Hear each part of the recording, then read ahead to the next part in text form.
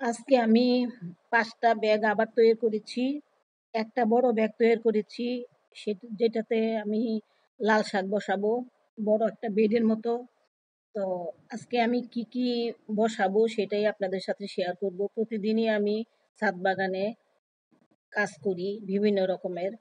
তো অনেক কাজ থাকে ছাদ বাগানে, যা না করলেই চলে না। তো যে গাছগুলো আমার ছিঁড়া বস্তায় ছিল, সেই বস্তাগুলো সরিয়ে আমি এইসব ব্যাগ তৈরি করে এই ব্যাগগুলোতে বসাচ্ছি। তো কিভাবে বসালাম এবং কি গাছ বসালাম সেইগুলো আপনাদের সাথে শেয়ার করব। বিসমিল্লাহির রহমানির রহিম। আসসালামু আলাইকুম। সবুজের ছোঁয়া থেকে সবাইকে স্বাগত জানাচ্ছি। আপনারা কেমন আছেন? আশা করি ভালো আছেন। আমি আল্লাহর রহমতে ভালো আছি। তো এই যে ব্যাগটা দেখাচ্ছি, এটা কিন্তু অনেক বড় ব্যাগ। এই ব্যাগে আমি লাল শাক বসাবো। কিভাবে বসাচ্ছি, কি মাটি তৈরি করে দিচ্ছি, সেইগুলো সবই আপনাদের সাথে শেয়ার করব। ওই যে আমি গত বছর কিছু বস্তায় হাবিজাবি জমিয়ে মাটি তৈরি করেছিলাম। তারপর ছাদ বাগান ঝাড়ু দেওয়া, ময়লা আবর্জনা, তারপরে রান্নাঘরের শাকসবজির খোসা, তারপরে শুকনো পাতা, ঘাস, লতা পাতা, এগুলো প্রথমে আমি আগে এই বেডটার মধ্যে দিয়ে দেব। তো এই বস্তাটায় যা ছিল সবই আমি এই বেডে দিয়ে দিব নিচের অংশে। তো সবই আপনাদের সাথে দেখাবো আমি কিভাবে মাটির প্রসেস করি এবং কিভাবে মাটি তৈরি করি, আমি গাছ বসাই। আমি কিন্তু মাটি কিনি না এবং ব্যাগগুলোও কিন্তু আমি নিজে তৈরি করি, কাগজ কিনে এনে।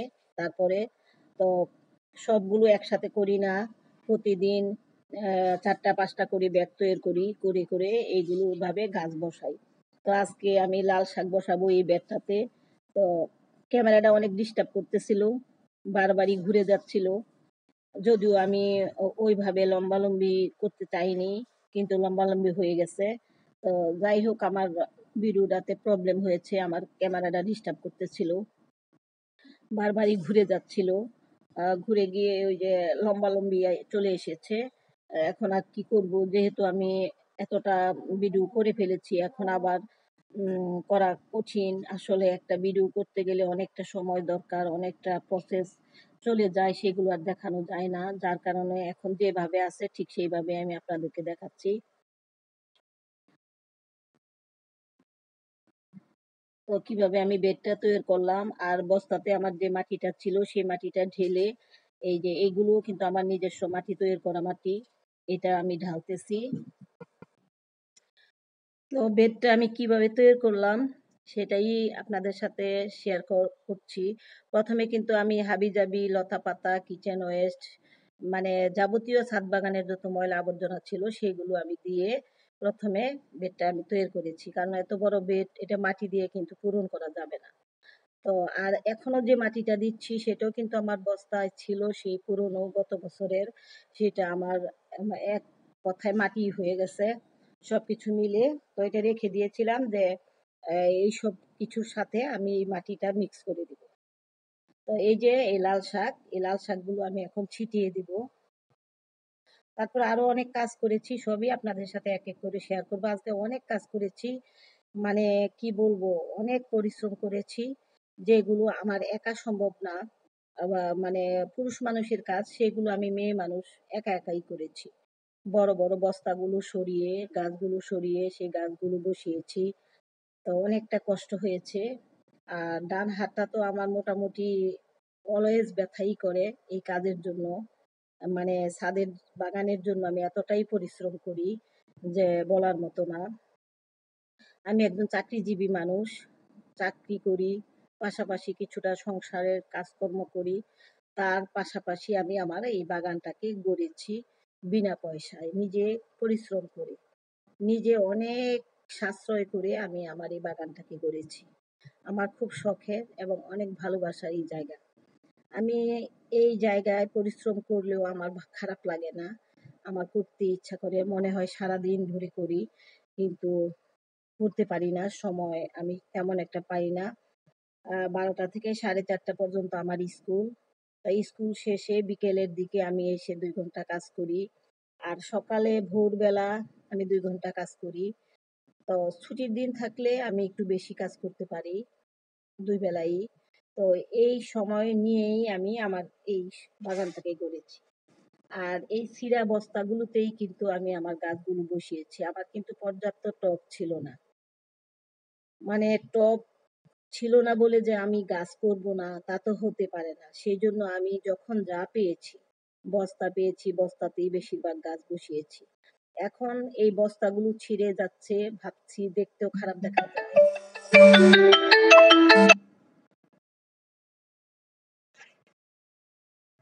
দেখতেও খারাপ দেখা যায়, সেজন্য আমি এই আস্তে আস্তে এই গার্ডেনিং ব্যাগগুলো কিনে কিনে এনে তারপর আমি এইভাবে গাছগুলোকে রিপোর্ট করছি। তাহলে এই টবগুলোতে দেখতেও সুন্দর দেখা যায় আর লাস্টিংও করে অনেক বছর। আর মাটির টব ভারী, ওজনে ভারী এবং সরানোও কঠিন হয়ে যায়। আর দ্বিতীয়ত ভেঙে যাওয়ার সম্ভাবনা থাকে। আর এইসব ব্যাগগুলোতে মাটিও ধারণ করে, তারপরে হালকা সরানো যায়, যেখানে খুশি সেখানে নিয়ে যাওয়া যায় আর সহজে ছিঁড়ে না। তো এই জন্য আমি এই ব্যাগগুলোকেই আমি বেছে নিয়েছি এবং এগুলো কিন্তু কালারফুল, দেখতেও কিন্তু বেশ সুন্দর লাগে।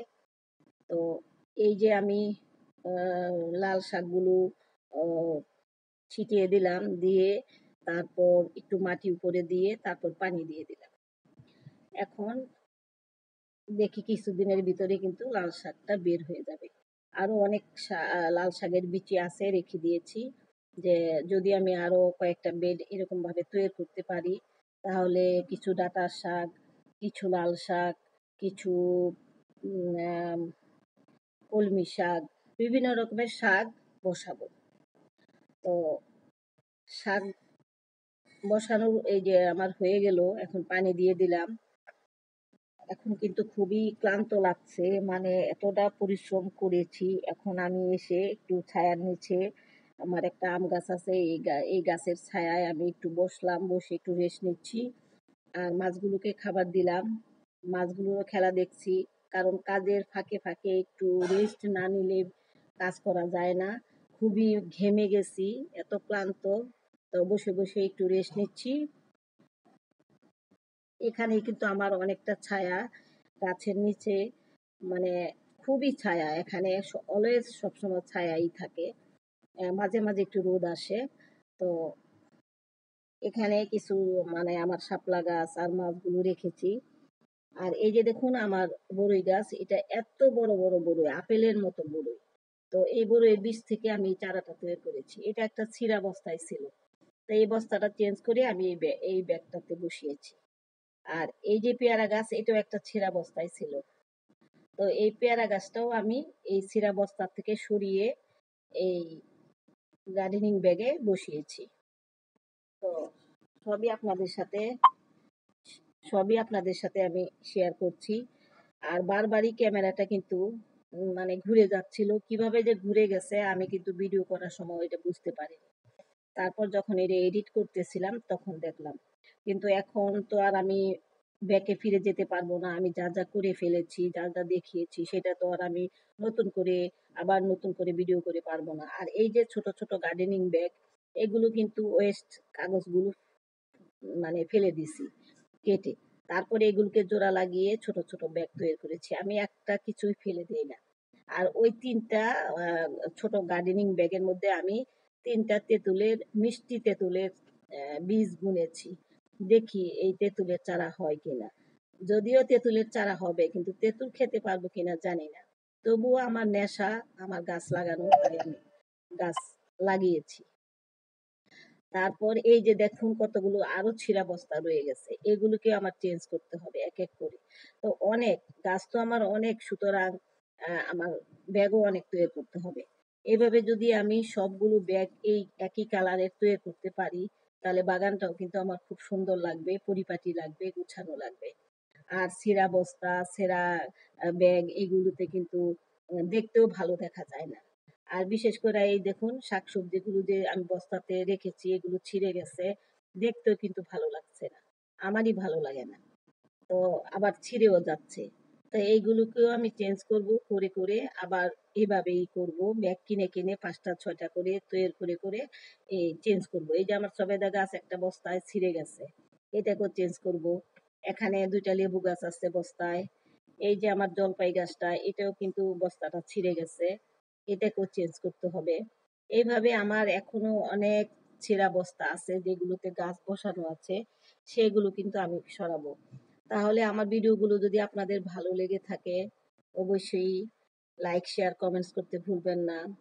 আর আমি অনেক কষ্ট করে এই ভিডিওগুলো করি সময় নিয়ে। আমি কিন্তু পর্যাপ্ত সময় পাই না। আমার শখের বাগান, তাই আমি এখানে মানে আমি নিজে অবসর না নিয়ে, রেস্ট না নিয়ে আমি বাকি সময়টুকু আমি ছাদে কাজে লাগাই। ছাদের যত্ন করি, ছাদ বাগানের যত্ন করি। তো আজকে এই পর্যন্তই। সবাই ভালো থাকবেন, সুস্থ থাকবেন, সবুজের ছোঁয়ার পাশে থাকবেন। আর আমার ভিডিওগুলো যদি আপনাদের ভালো লাগে, লাইক, শেয়ার, কমেন্টস করতে ভুলবেন না। আজকে এই পর্যন্তই। আল্লাহ হাফেজ।